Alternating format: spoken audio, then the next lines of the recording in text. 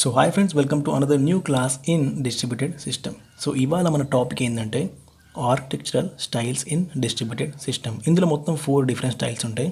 First వచ్చేసి layered, second object based, third data centred, fourth event based. First one వచ్చేసి layered architecture. చూస్తేనే తెలుస్తుంది some layers are there, and these layered architecture separates layers of components from each other. దీనివల్ల ఏమవుతుందంటే more approach అవుతుంది, more approach అవ్వడం జరుగుతుంది అనమాట. And the layer ఆర్కిటెక్చర్కి ది బెస్ట్ ఎగ్జాంపుల్ ఏంటంటే ఓఎస్ఐ మోడల్. అండ్ ప్రతి ఈచ్ ఇంటరాక్షన్ ఈజ్ సీక్వెన్షియల్. ఈ లేయర్లో జరిగే ఇంటరాక్షన్ అనేది ప్రతిదీ సీక్వెన్షియల్గా జరుగుతూ ఉంటుంది. అండ్ ప్రతి లేయర్ అనేది అడ్జసెంట్ లేయర్ తోటి కాంటాక్ట్ అవుతూ ఉంటుంది. ఎప్పటి వరకు కాంటాక్ట్ అవుతూ ఉంటుందంటే until the request is been catered. Request అనేది ఎండ్ అయ్యేదాకా, రిక్వెస్ట్ అనేది క్లోజ్ అయ్యేదాకా ప్రతి లేయరు ఇంకో లేయర్తో, అడ్జసెంట్ లేయర్తో కాంటాక్ట్ అవుతూ ఉంటుంది. కానీ కొన్ని కేసెస్లో అడ్జసెంట్ లేయర్తో కాకుండా ఒక్కోసారి లేయర్స్ అనేవి స్కిప్ అవుతాయి, కాంటాక్ట్ అవ్వడంలో ఒక్కోసారి స్కిప్ అవుతాయి. దాన్ని ఏమంటామంటే క్రాస్ లేయర్ కోఆర్డినేషన్ అంటారు. దీనివల్ల బెనిఫిట్ ఏంటంటే బెటర్ రిజల్ట్స్ వస్తాయి ఒక్కోసారి, అండ్ బెటర్ ఇంప్రూవ్మెంట్స్ కూడా ఉంటుంది. అండ్ ప్రతి బాటమ్ లేయర్ అనేది provide services to the top layer. Every bottom layer will provide services to the top layers. మెయిన్గా అడ్వాంటేజ్ ఏంది, లేయర్ ఆర్కిటెక్చర్ యొక్క మెయిన్ అడ్వాంటేజ్ ఏంటంటే the calls always follows predefined paths and each layer can be easily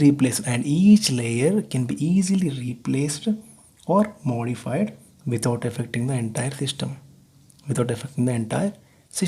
and the second one వచ్చేసి object based architecture. చూస్తేనే తెలుస్తుంది these objects are loosely coupled. So that's why these style is based on loosely coupled arrangement of object. And ఇందులో layers ఉండవు. Layers ఆర్కిటెక్చర్లో మాదిరిగా sequential steps కూడా ఉండవు. And in these architecture ప్రతి కాంపోనెంట్ని ఆబ్జెక్ట్గా పిలుస్తారు. అండ్ ప్రతి ఆబ్జెక్ట్లు కనెక్టర్స్ ద్వారా ఇంటర్ఫేస్ ద్వారా కనెక్ట్ అయి ఉంటాయి. ప్రతి ఆబ్జెక్ట్ అనేటివి కనెక్ట్ అయి ఉంటాయి. And through a method call all the different components can interact with other components. And the communication is happening between the objects. ఈ ఆబ్జెక్ట్స్ మధ్యలో కమ్యూనికేషన్ దేనివల్ల అవుతుందంటే బై మెథడ్ ఇన్వోకేషన్ వల్ల the communication is happening between the objects. And the third one వచ్చేసి data centre architecture. పేర్లోనే ఉంది data centre. So this structure is based on data centre. ప్రైమరీగా communication ఎట్లా happen అవుతుంది అంటే డేటా సెంటర్లో వయా సెంట్రల్ డేటా రిపోజిటరీ ద్వారా అవుతుంది. Just అనుకోండి, సెంట్రల్ డేటా రిపోజిటరీ ద్వారా కమ్యూనికేషన్ అనేది జరుగుతూ ఉంది. అండ్ ద కామన్ రిపోజిటరీ అనేది can either be active or can either B passive. Like producer consumer problem లెక్క ఉంటుంది. In the producer consumer problem, producer can produce, consumer can requires. So అది just part. అసలు data centre architecture యొక్క main idea ఏంటిది? The communication between the object is happening through shared common storage. And these architecture supports different objects by providing persistence data space. Best example, MySQL database.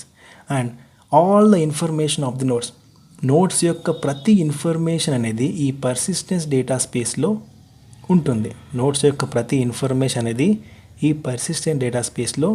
ఉంటుంది. Like store చేయబడుతుంది. The best example for this architecture is distributed file system and producer consumer and also web based data services కూడా consider చేసుకోవచ్చు. The fourth one వచ్చేసి event based architecture. ఈ event based ఆర్కిటెక్చర్లో the entire communication is happening through events. And ఎప్పుడైతే ఒక event generate అవుతుందో when an event is generated ఆ bus సిస్టమ్కి సెండ్ చేయబడుతుంది. ఏది జనరేట్ అయిన ఈవెంట్ బస్ సిస్టమ్కి సెండ్ చేయబడుతుంది. అప్పుడు ఈ బస్ సిస్టమ్ ఏం చేస్తుంది అంటే ప్రతి నోడ్స్కి నోటిఫికేషన్ పంపిస్తుంది కొత్త ఈవెంట్ జనరేట్ అయ్యింది అని. అప్పుడు if anyone interested the node can pull the event from the bus and use it. ఇక్కడ ఈవెంట్ అంటే ఏంది? Maybe it data or URLs or etcetera like information అనుకోండి. So the receiver can access whatever the information is given in the event and process it accordingly. So ఇక్కడ process అనే word వచ్చింది. Process communicates through propagation of events. Process is communication through propagation of events. ఇక్కడ events అంటే ఏంటిదంటే occasionally carry the data, occasionally డేటాని carry చేస్తాయి. And main advantage ఏంటిదంటే components are loosely coupled, తెలిసిందే.